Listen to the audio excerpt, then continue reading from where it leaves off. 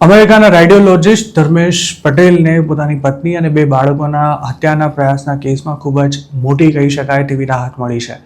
2023માં ધર્મેશ પટેલે જાણી જોઈને પોતાની ટેસ્લાને 250 ફૂટ ઊંડી ખાઈમાં ગબડાવી દેતા ગાડીમાં સવાર તેમના સહિતના 4 ફેમિલી મેમ્બર્સને ગંભીર ઈજાઓ થઈ હતી. આ ચર્ચાસ્પદ મામલામાં ધર્મેશ પટેલને અરેસ્ટ કરી જેલ ભેગા કરી દેવાયા હતા. જોકે બચાવ પક્ષના વકીલે કોર્ટમાં એવી આર્ગ્યુમેન્ટ કરી હતી કે આરોપીની માનસિક હાલત ઠીક ન હોવાથી તેમણે આ પગલું ભર્યું હતું.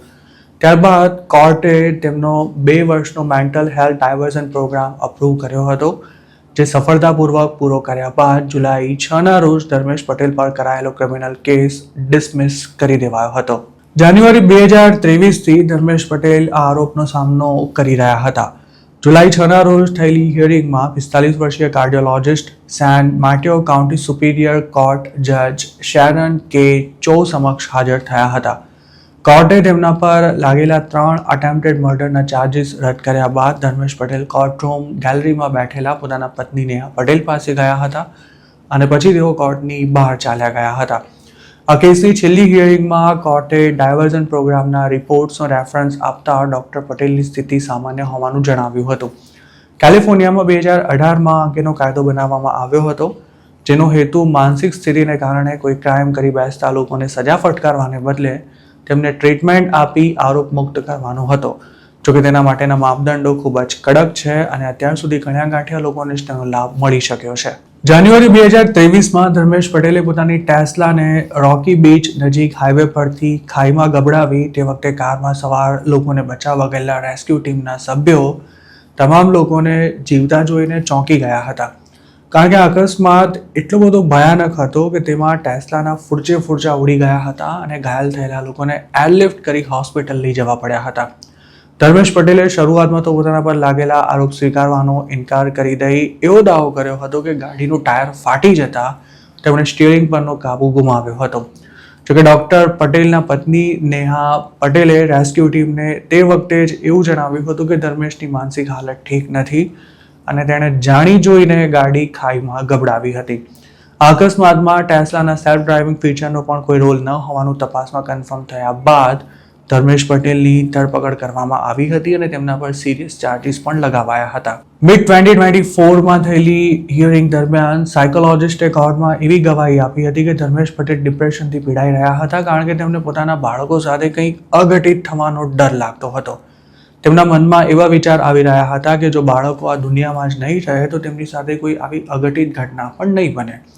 આવું વિચારીને તેમણે પોતાની પત્ની અને બાળકોનો જીવ લેવાનો પ્રયાસ કર્યો હતો, જેમાં ચમત્કારિક રીતે 4 લોકો બચી ગયા હતા.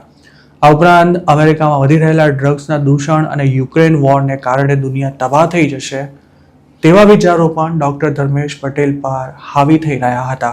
ધર્મેશ પટેલે અકસ્માત કર્યો તેના ઘણા મહિના સુધી તેમની માનસિક સ્થિતિનું આકલન કરવા માટે પ્રયાસો થયા હતા, જેમાં અનેક સાયકોલોજિસ્ટને સામેલ કરાયા હતા.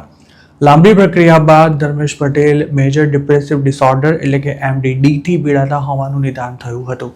તેમના પર 18 અલગ અલગ સાયકોલોજીકલ ટેસ્ટ કરવામાં આવ્યા હતા. તેમના મલ્ટિપલ ઇન્ટરવ્યૂઝ થયા હતા અને અકસ્માત પહેલા ધર્મેશ પટેલની સ્થિતિ કેવી હતી તે સમજવા માટે તેમના ભાઈ અને બહેન સાથે પણ વાતચીત કરવામાં આવી હતી. આ સમગ્ર કવાયત બાદ કોર્ટને એવું જણાવાયું હતું કે ડોક્ટર ધર્મેશ પટેલ મેજર ડિપ્રેશનથી પીડાય છે.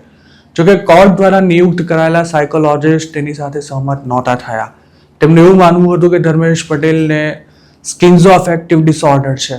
આ સાયકોલોજિસ્ટની એવી પણ દલીલ હતી કે ધર્મેશ પટેલ મેન્ટલી સ્ટેબલ ન હોવાથી તેમને જેલમાંથી રિલીઝ ન કરી શકાય. કોર્ટ સમક્ષ ઉઠાવાયેલો આ મુદ્દો ઘણો જ સેન્સિટિવ હતો, પણ બચાવ પક્ષના વકીલે આ અંગે એવી દલીલ કરી હતી કે ધર્મેશ પટેલ કોઈ જ ક્રિમિનલ હિસ્ટ્રી નથી ધરાવતા અને તેઓ પબ્લિક માટે જોખમી છે તેવો ડર કોઈએ પણ વ્યક્ત નથી કર્યો.